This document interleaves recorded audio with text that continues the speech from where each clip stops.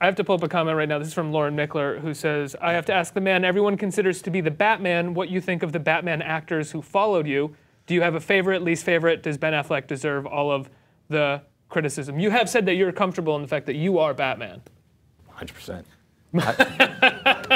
You're the first. I mean, outside of Adam West, who doesn't really count in this equation, but I like to think the world is comfortable with me being Batman. No, and certainly Gotham. Yeah, man, I don't know who am I to judge. Ben's probably going to be great. What do I know? And Christian Bale's a monster. This dude, I mean, he's such a fine actor. I mean, I must say, I assume he's great, and I've never seen any of them all the way through. Not because lucky you. No, sorry. No, I think they're probably great. Chris Nolan and him. I mean, they're probably really great. I did see a big hunk of. Oh man, where am I going? The Dark Knight? Yeah. Yeah.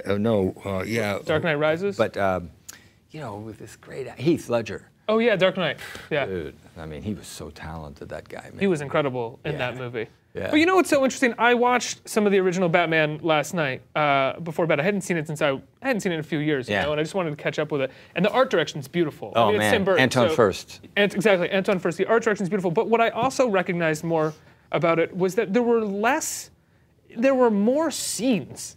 There was more writing. There was more dialogue. There was there was just charm. There's more charm, more acting going on. It wasn't just like action set piece after action set piece after action set piece, which I think, you know, we have a new standard of superhero movies now with that. And yes, they have darker themes sometimes, and they do have great directors and some great actors involved, but there's something about the original Batman that felt like, I don't know, like an actual film. Yes. You know? 100%.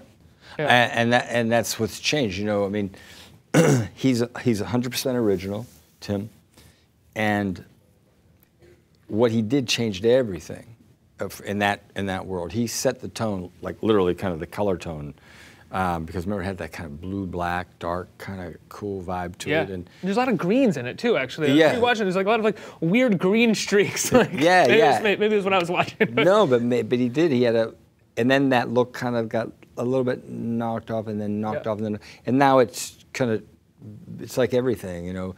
There was a guy who, you know, had, hey, I'm going to make little espresso drinks because I was in Italy and they're great, and you know, like Freddy's coffee shop, and then there was somebody else, and there was somebody else, and there was somebody else, and it became Starbucks.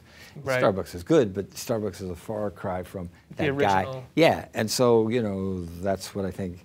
That's kind of what superhero movies have sort of become to a certain degree. And I bet they're good. I mean, you know, like they're talented dudes doing them, you know, they're really good. Would you do, after doing Birdman, which is essentially in many ways mocking superhero culture at times in the movies, and a culture that supports and seems to sort of crave more superhero bang, explosion, special effects movies, would you do a superhero movie afterwards? Like, would you take a part in a superhero movie? Yeah, I don't have a thing like, oh, I don't do those movies. You know, I don't know. Good director, good check, let's go. Yeah, no, good director, really interesting thing, or something I never did before, or something that could be hugely successful that would benefit me for other reasons. You know, I don't have a, you know, there's certain things I won't do just in terms of taste.